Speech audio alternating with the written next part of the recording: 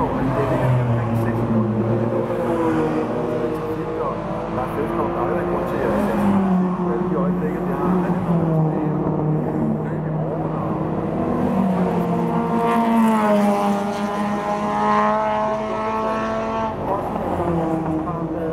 markant hurtigere end resten af feltet, og det har altså forårsaget, at de har måttet foretage en vild mængde af overhældinger. Og det er vi jo egentlig glade for. Altså, det er de nok glade for. Vi ser ikke noget race på det, men for dem, der kører noget.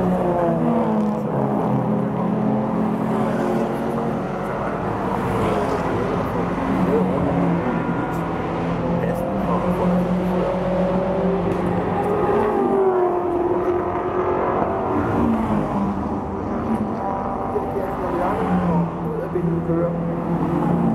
Fedskov. Der er på vej op til Terminal.